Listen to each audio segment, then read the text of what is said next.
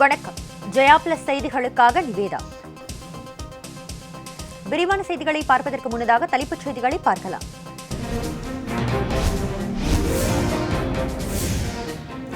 நடிகர் ரஜினிகாந்த் ஹைதராபாத் மருத்துவமனையில் திடீர் அனுமதி. கொரோனா அறிகுறி இல்லாத போதிலும் உடல்நிலை குறித்து மருத்துவர்கள் தீவிர கண்காணிப்பு.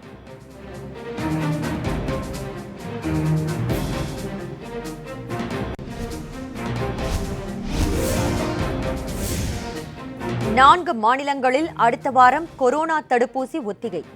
மத்திய அரசு அறிவிப்பு.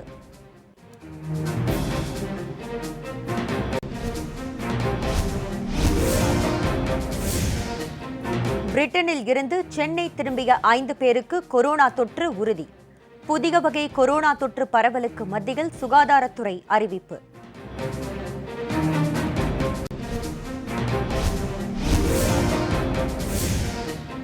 தமிழகத்தின் பல இடங்களில் கூட்டுறவு வங்கிக் கடன் வழங்குவதாக கூறி தேர்தல் பூத் கமிட்டிகளுக்கு ஆள் பிடிக்கும் பணி. ஆட்சியாளர்களின் நடவடிக்கைக்கு டிடிவி தினகரன் கடும் கண்டனம்.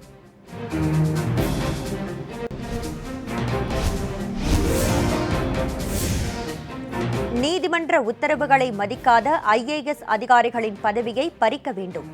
சென்னை உயர்நீதிமன்றம் கருத்து.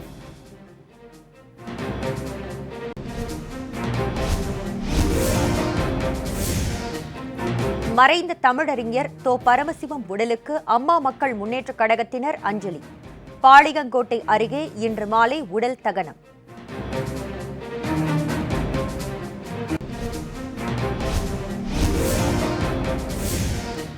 கிறிஸ்துமஸ் மற்றும் புத்தாண்டு கொண்டாட்டத்தையொட்டி உருவாக்கப்பட்ட SPBயின் 6 அடி உயர கேக் சிலை.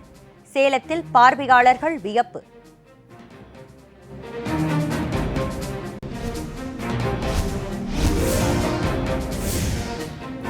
நாகை மாவட்டத்தில் நடைபெற்ற கீழ் வெண்மணி படுகொலை சம்பவத்தின் நினைவு தினம். மார்க்சிஸ்ட் கம்யூனிஸ்ட் கட்சி சார்பில் அஞ்சலி நிகழ்ச்சி.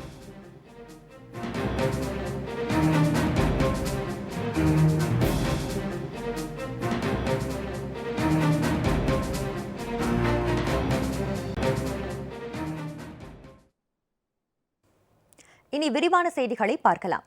ஹைதராபாத் படக்குழுவில் சிலருக்கு கொரோனா பாதிப்பு உறுதியானதை தொடர்ந்து நடிகர் ரஜினிகாந்த் ஹைதராபாத்தில் உள்ள தனியார் மருத்துவமனையில் அனுமதிக்கப்பட்டுள்ளார். அண்ணாத்த படப்பிடிப்புக்காக நடிகர் ரஜினிகாந்த் உள்ளிட்ட படக்குழுவினர் அண்மையில் ஹைதராபாத் சென்றிருந்தனர். படப்பிடிப்பு தளத்தில் இருந்த சிலருக்கு கொரோனா தொற்று ஏற்பட்டதால் நடிகர் ரஜினிகாந்திற்கும் கடந்த 22ஆம் தேதியன்று கொரோனா பரிசோதனை செய்யப்பட்டதாகவும் இதில் அவருக்கு தொற்று இல்லை என தெரியவந்ததாகவும் ஹைதராபாத் அப்பல்லோ மருத்துவமனை நிர்வாகம் தெரிவித்தது. இதனைத் தொடர்ந்து நடிகர் ரஜினிகாந்த் தன்னைத்தானே தனிமைப்படுத்திக் கொண்ட நிலையில் அவரது இரத்த அழுத்தத்தில் ஏற்பட்டுள்ள மாறுபாடு காரணமாக ஹைதராபாத்தில் உள்ள அப்பல்லோ மருத்துவமனையில் இன்று அனுமதிக்கப்பட்டார். இரத்த அழுத்தம் சீரானதும் இன்று மாலைக்குள் மருத்துவமனையில் இருந்து டிஸ்சார்ஜ் செய்யப்படுவார் எனவும் அப்பல்லோ நிர்வாகம் வெளியிட்டுள்ள அறிக்கையில் தெரிவிக்கப்பட்டுள்ளது.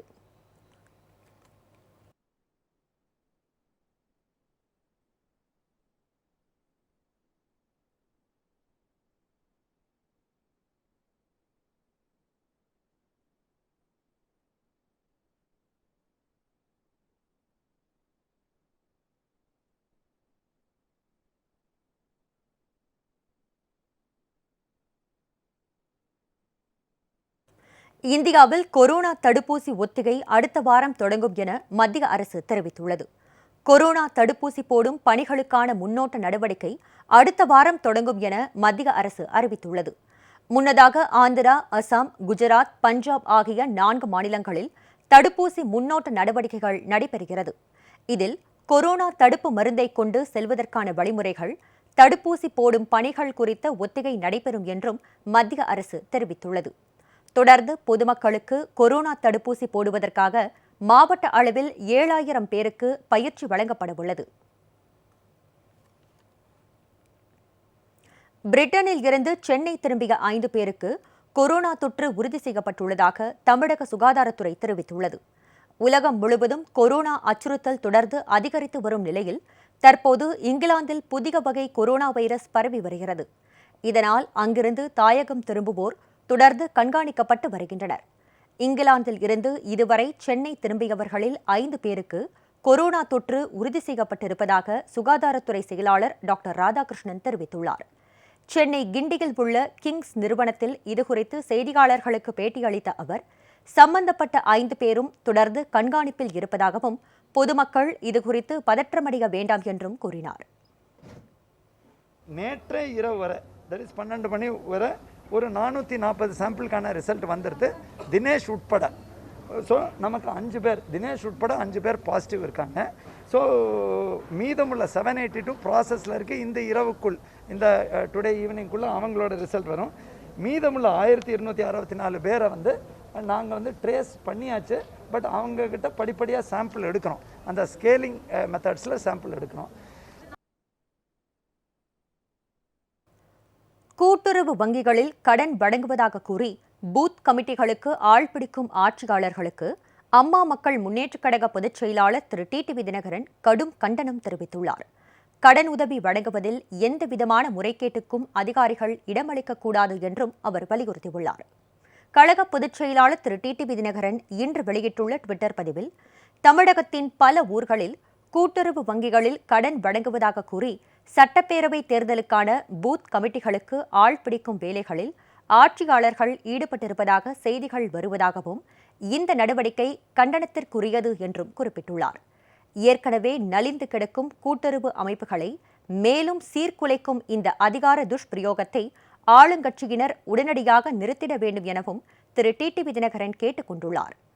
கூட்டுறவு வங்கிகளின் கடன் உதவி சரியான நபர்களுக்கு சென்று சேருவதை அதிகாரிகள் உறுதி செய்ய வேண்டும் என வலியுறுத்தியுள்ள திரு டிடிவி தினகரன், எந்தவிதமான முறைகேட்டுக்கும் இடமளிக்கக்கூடாது என்றும் கேட்டுக் கொண்டுள்ளார்.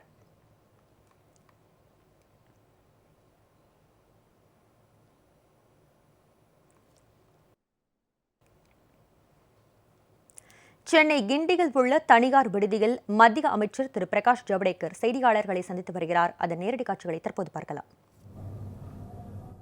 Gujarat, all were Congress seats. 8 out of 8, BJP won. Congress lost. Manipur, all were Congress seats. 4 out of 4, BJP won. So the story is, BJP is rising everywhere, Congress is losing everywhere. So this is result of credibility of leadership of BJP, Modi. Modi's credibility and leadership are the two basic reasons for this rise of BJP. And we are voted by rural as well as urban. We are voted by poor as well as trader, as well as middle class, as well as professional classes. So, because of all these 9 results and analysis, I am very confident that Tamil Nadu elections also BJP will show stellar performance. We will have stellar performance to show. And the way even today's rallies have got the response of the farmers is worth watching and worth noting. People are with this cause. They want progress. They want development. They want credible leadership. And they want promises to be fulfilled and not the petty politics. Many other parties all over the country have family parties. Our party is one family. The difference between other parties and our party is many are family parties, one family party. Ours is party is a family. And so that is the main difference. And so I am very sure Tamil Nadu also, NDA will definitely show stellar performance and wait for the results. Thank you. That's all from my side. अभी किसी का सवाल नहीं होगा, होगा तो पूछिए, लेकिन पहले इस विषय पर, हाँ, इस विषय पर कुछ सवाल है तो जरूर पूछिए प्लीज। एक एक, I will take all questions. हाँ,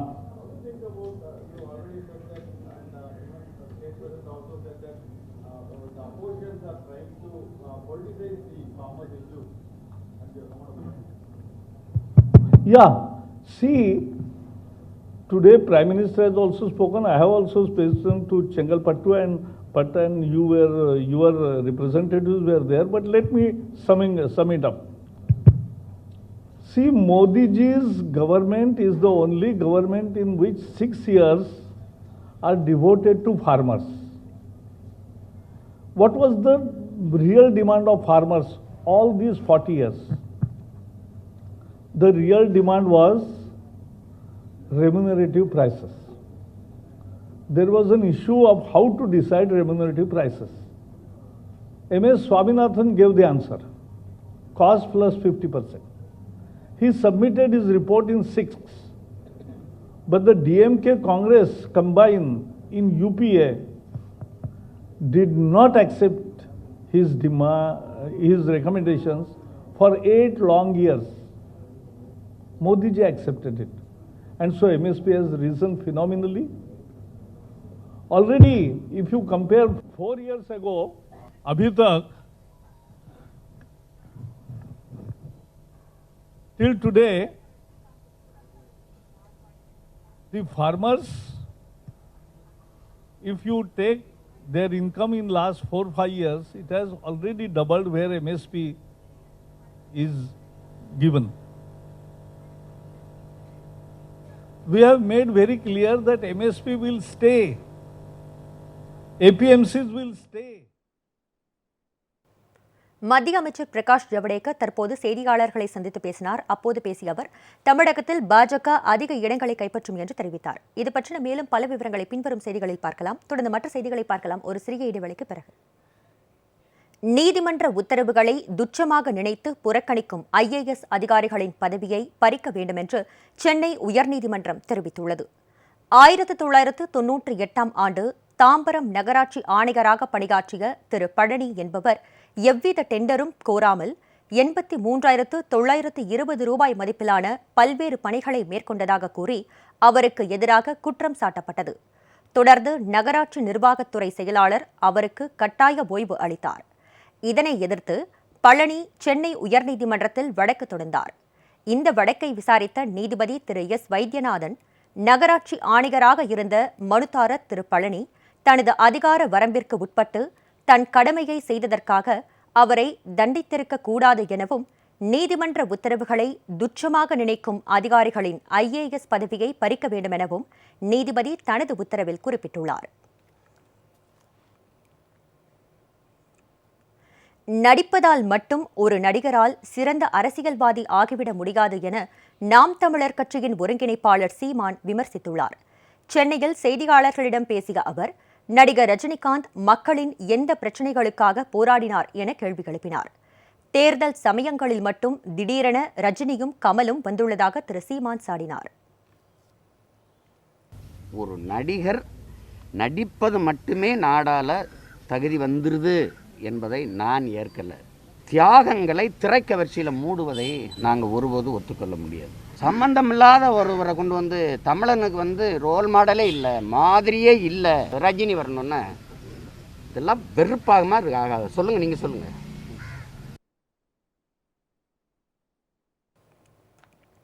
மறவர், வலிகர்கள், வேட்டுவகுண்டர் உள்ளிட்ட 68 சாதிகளை சேர்ந்தவர்களுக்கு DNT என்ற ஒற்றை சாதி சான்றிதழாக வழங்க வலியுறுத்தி சீர்மரபினர் நலச்சங்கத்தினர் உள்ளிட்ட அமைப்புகள் சாலை மறியல் போராட்டத்தில் ஈடுபட்டதால் போக்குவரத்து கடுமையாக பாதிக்கப்பட்டது.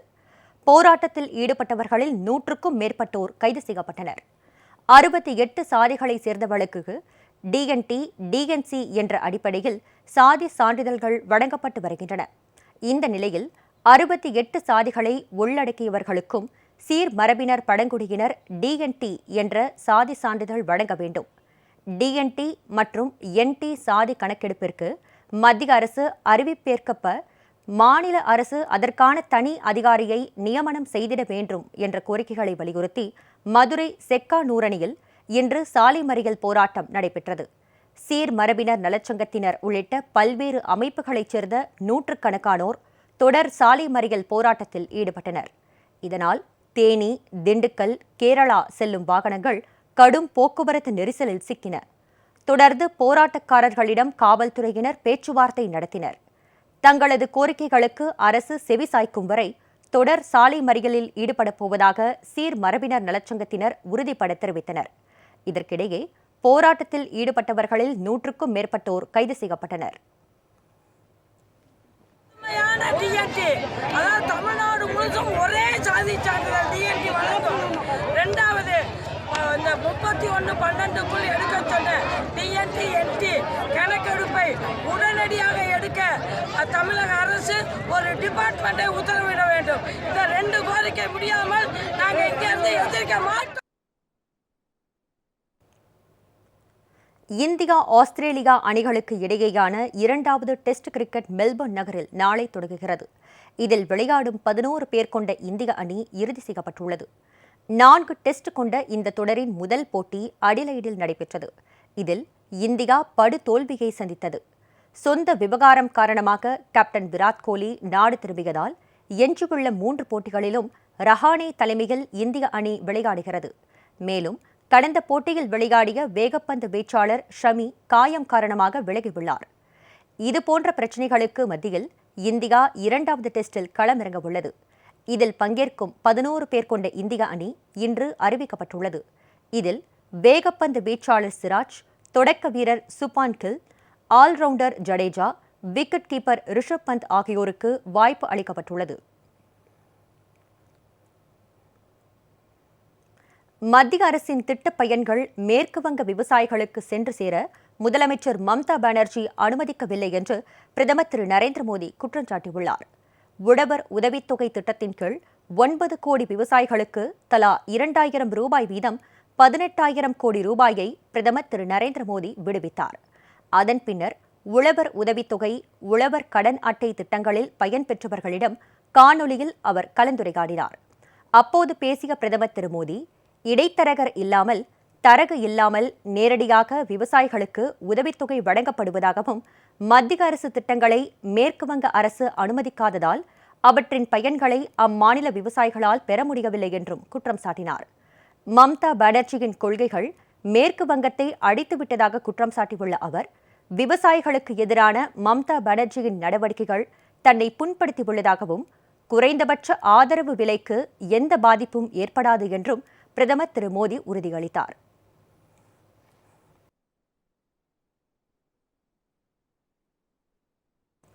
தூண்டில் வளைவுடன் கூடிய மீன் இறங்குதளம் கேட்டு போராடும் நாகை மாவட்ட மீனவர்களின் கோரிக்கையை தமிழக அரசு நிறைவேற்ற வேண்டும் என அம்மா மக்கள் முன்னேற்றக் கழக பொதுச் செயலாளர் திரு டிடிவி தினகரன் வலியுறுத்தியுள்ளார்.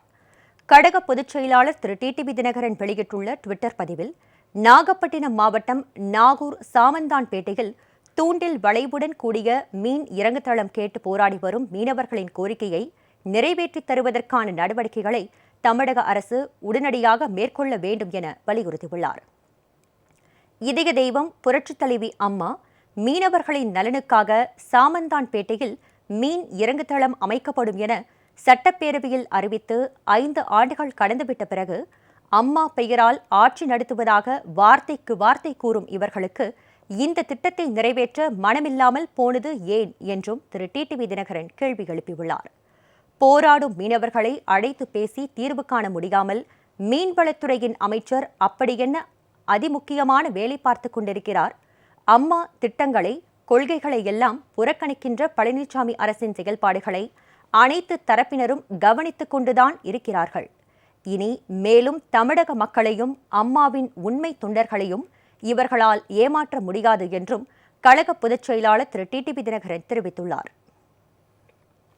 திருச்சி பாரதிதாசன் பல்கலைக்கழக உதவி பேராசிரியர் நியமனம் தொடர்பான அறிவிப்பாணையை ரத்து செய்து உயர்நீதிமன்ற மதுரை கிளை உத்தரவு பிறப்பித்துள்ளது. திருச்சி பாரதிதாசன் பல்கலைக்கழக ஆசிரியர்கள் சங்க பொதுச் செயலர் பாலமுருகன் உயர்நீதிமன்ற கிளையில் மனு ஒன்றை தாக்கல் செய்திருந்தார்.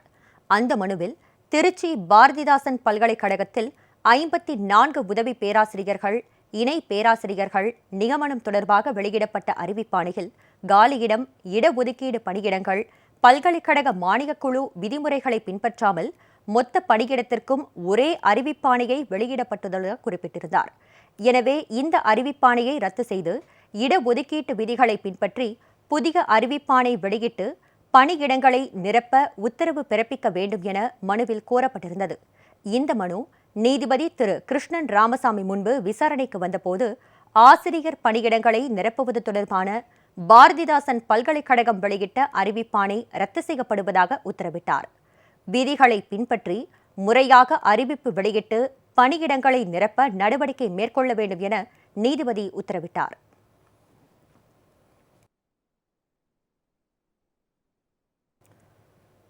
அம்மா மக்கள் முன்னேற்றக் கழக பணிகளை விரைவுபடுத்தும் வகையில் தென்சென்னை கிழக்கு, தென்சென்னை தெற்கு, செங்கல்பட்டு வடக்கு என 3 மாவட்டங்களாக பிரிக்கப்பட்டுள்ளது.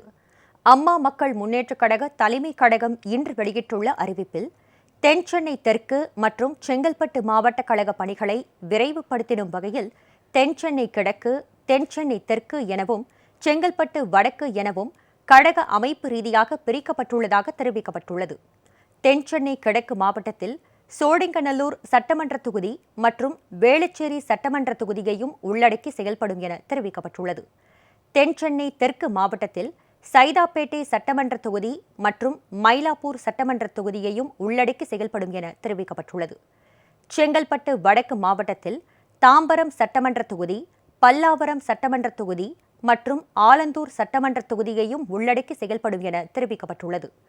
தென்சென்னை கிழக்கு மாவட்ட கழக செயலாளர் பொறுப்பில் நீலாங்கரை திரு MC முனுசாமி இன்று முதல் நியமிக்கப்படுவதாக தெரிவிக்கப்பட்டுள்ளது. தென்சென்னை தெற்கு மாவட்ட கழக செயலாளர் பொறுப்பில் கழக துணை பொதுச் செயலாளர் திரு G செந்தமிழனும், செங்கல்பட்டு வடக்கு மாவட்ட கழக செயலாளர் பொறுப்பில் கழக பொறியாளர் அணி செயலாளர் திரு மா கரிகாலனும் தொடர்ந்து செயலாற்றுவார்கள் என தெரிவிக்கப்பட்டுள்ளது.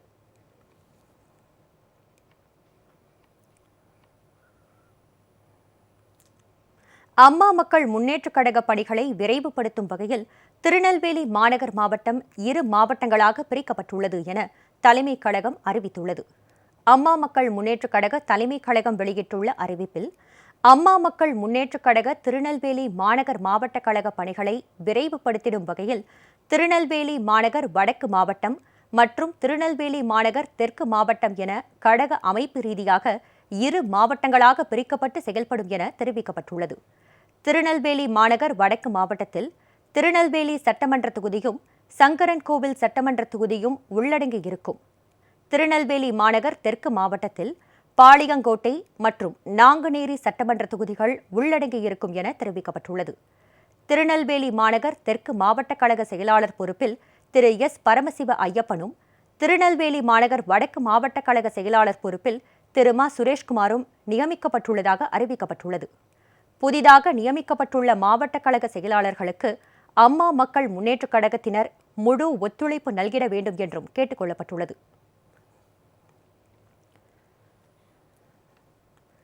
கோவையில் தொழிலதிபரின் காரை மறித்து கத்தி முனையில் 27 லட்சம் ரூபாய் கொள்ளையடிக்கப்பட்டுள்ள சம்பவம் பெரும் அதிர்ச்சியை ஏற்படுத்தியுள்ளது. கேரள மாநிலம் மலப்புரம் பூக்கோட்டூர் பகுதியைச் சேர்ந்த திரு அப்துல் சலாம் தனது தொழில் விஷயமாக அடிக்கடி கோவைக்கு வந்து செல்வது வழக்கம். அவ்வாறு நேற்று கோவை வந்த அவர் வியாபாரம் முடிந்த பின்னர் இன்று அதிகாலை கோவையில் இருந்து புறப்பட்டார். அப்போது 27 லட்சம் ரூபாய் பணத்தை அவர் வைத்திருந்தார். பாலக்காடு சாலை நவக்கரை நந்தி கோவில் அருகே இன்று அதிகாலை சென்று கொண்டிருந்த போது திடீரென பின்னால் வந்த கார் ஒன்று அப்துல் சலாம் காரை வழிமறித்தது. அந்த காரில் இருந்து இறங்கி வந்த 5 பேர் கொண்ட கும்பல் அப்துல் சலாமை கத்தியை காட்டி மிரட்டி அவரிடம் இருந்து 27 லட்சம் ரூபாய் மற்றும் அவரது காரையையும் கொள்ளையடித்து சென்றுள்ளது. இதைத் தொடர்ந்து கோவை மாவட்ட காவல் கண்காணிப்பாளர் திரு அருளரசு சம்பவ இடத்திற்கு சென்று அப்பகுதியில் உள்ள CCTV கேமரா காட்சிகளை வைத்து விசாரணை நடத்தி வருகிறார். நாகை மாவட்டம் கீழ்வெண்மணியில் கூலி உயர்வுக்காக போராடியதால் 44 பேர் உயிருடன் எரித்துக் கொல்லப்பட்டதன் 52வது ஆண்டு நினைவு தினம் இன்று அனுசரிக்கப்படுகிறது. இதையொட்டி மார்க்சிஸ்ட் கம்யூனிஸ்ட் கட்சி சார்பில் அங்கு அஞ்சலி நிகழ்ச்சி நடைபெற்றது. நாகை மாவட்டத்தில் கீழ்வேலூரை அடுத்த கீழ்வெண்மணி கிராமத்தில் கடந்த 1968ஆம் ஆண்டு இதே நாளில்தான் கூலி உயர்வுக்காக போராடிய 44 பேர் உயிருடன் தீ வைத்து எரிக்கப்பட்ட சம்பவம் நிகழ்ந்தது. இந்த சம்பவத்தின் 52ஆம் ஆண்டு நினைவு தினம் இன்று அனுசரிக்கப்படுகிறது. இதையொட்டி கீழ் வெண்மணியில் அமைந்திருக்கும் நினைவு ஸ்தூபி முன்பு மார்க்சிஸ்ட் கம்யூனிஸ்ட் கட்சியின் மாநில செயலாளர் திரு கே பாலகிருஷ்ணன் கட்சி கொடியேற்றி வைத்தார். அதைத் தொடர்ந்து நினைவிடத்தில் அவர் மலர் வளையம் வைத்து அஞ்சலி செலுத்தினார். இந்த நிகழ்ச்சியில் மார்க்சிஸ்ட் கம்யூனிஸ்ட் கட்சியின் அரசியல் தலைமைக்குழு உறுப்பினர் திரு ஜி ராமகிருஷ்ணன், முன்னாள் சட்டமன்ற உறுப்பினர்கள், பொதுமக்கள் ஆகியோர் பங்கேற்றனர்.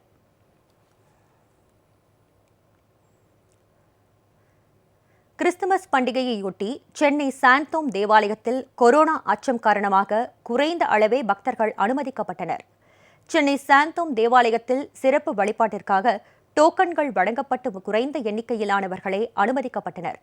ஆண்டுதோறும் கிறிஸ்துமஸ் விமரிசையாக சிறப்பு பிரார்த்தனைகள் நடைபெற்று வந்துள்ள நிலையில் இந்த ஆண்டு கொரோனா தொற்று பரவல் தடுப்பு நடவடிக்கையாக பிரார்த்தனையில் பெருமளவு மக்கள் பங்கேற்க முடியாத நிலை ஏற்பட்டது. சாந்தோம் தேவாலயத்தில் குறிப்பிட்ட எண்ணிக்கையில் மட்டுமே நபர்கள் அனுமதிக்கப்பட்டதால் ஏராளமானோர் தேவாலயத்தின் வெளியில் இருந்தபடியே வழிபட்டு செல்கின்றனர். முகக்கவசம் அணிதல், சமூக இடைவெளியை பின்பற்றுதல் போன்றவற்றை அனைவரும் கடைபிடிக்க வேண்டும் என அறிவுறுத்தப்பட்டுள்ளது. நம்முடைய வாழ்க்கையிலே கடவுள் நமக்கு காட்டிய அந்த அன்பு என்பது தம் மகனையே மனிதனாக பிறக்கச் செய்து மனுக்குலத்துக்கு மீட்பை கொண்டு வந்தது இறை அன்பினுடைய வெளிப்பாடாக இருக்கிறது. நாம் அதே போன்று நம் சகோதர சகோதரிகளை அன்புள்ளத்தோடு நோக்கி அவர்களை மகிழ்ச்சிப்படுத்துகின்ற பொழுது இந்த விழா நமக்கு அர்த்தமுள்ளதாக மாறுகிறது. ஆகவே இந்த தொற்றுநோய் காலத்திலும் நாம் ஒருவரை அன்பு செய்து மகிழ்ச்சிப்படுத்தி ஒருவருக்கு நாம் உற்சாகத்தை ஊட்டுகின்ற பொழுது நாம் இந்த விழாவை சிறப்பாக கொண்டாட முடியும் என்பதை உணர்ந்து கொண்டு இந்த விழாவை நாம் தொடர்ந்து கொண்டாடுவோம். டோக்கனோடு தான் வரணும், எல்லாம் டோக்கன் இல்லாமல் வரக்கூடாது. ஆனால் எங்களை பொறுத்த வரைக்கும் கிறிஸ்மஸ்னா கடவுள் உயிர் அந்த கடவுள் பிறந்தனால சந்தோஷமாக கொண்டாடுற நேரத்தில் கொஞ்சம் இந்த மாதிரிலாம் இடர்ஜல்லாம் வரும்போது கஷ்டமாக இருக்குது எங்களுக்கு. அதுதான், வேறு எதுவுமே கிடையாது. ஆனால் எப்படி இருந்தாலும் நாங்கள் கடலை பார்க்கறதுக்காக வருவோம். அது எங்களோட இது. Happy Christmas. என்ட்ரன்ஸில் தராங்க சானிடைசர், இது மாஸ்க் எல்லாம் தராங்க. போன வருஷத்தோட இந்த வருஷம் கொஞ்சம் கம்மி தான். போன வருஷம் நல்லா இருந்தது, இந்த வருஷம் கொஞ்சம் கம்மி. ஜனங்களும் கம்மி, சர்ச்சிலையும் அலோடு அவ்வளோ கிடையாது. எவ்ரி இயர் கிறிஸ்மஸ் வந்துட்டு பார்த்திங்கன்னா ரொம்ப கொண்டாட்டமாக இருக்கும். நைட்டில் வந்துட்டு ஃபேமிலியோடு வந்துட்டு 11 o'clock வந்தோம்னா சர்வீஸ் முடிகிற வரைக்கும் எல்லாருமே இருந்துட்டு ஒரு ஹாப்பி மூமெண்ட்டாக இருக்கும். இந்த வருஷம் நேற்று நைட்டு கூட வந்தேன். டோக்கன் சிஸ்டம் கொண்டு வந்ததுனால ஒரு 200 மோர் தென் பீப்புள் வந்துட்டு கேட்டுக்கு வெளியிலேயே திருப்பி அனுப்பிட்டாங்க. நான் போலீஸாக இருக்கிறேன். போலீஸாக இருந்துமே என்னால் உள்ளே வர முடியல. ஃபேமிலியோடலாம் எல்லாம் திரும்பி வந்துட்டோம். நார்மல் பப்ளிக்கு ரொம்ப அஃபெக்ட் ஆகிருப்பாங்க. போன வருஷத்தை விட இந்த வருஷம் அந்தளவுக்கு ஒன்றும் இல்லை. கொரோனான்றதுனால கொஞ்சம் கஷ்டமாக தான் இருக்குது. நாங்கள் எப்போயுமே நைட்டெல்லாம் வந்து ப்ரேயர் பண்ணிட்டு போவோம். பட் நைட்டு வந்தோம், வந்துட்டு திரும்பி போயிட்டோம். கொஞ்சம் கஷ்டமாக இருந்தது. அதனால் இப்போ வந்திருக்கிறோம். இப்போயுமே யோசிச்சு தான் வந்தோம். பரவாயில்ல, வந்த வரைக்கும் சந்தோஷம். எல்லோரும் நல்லா இருக்கணும்.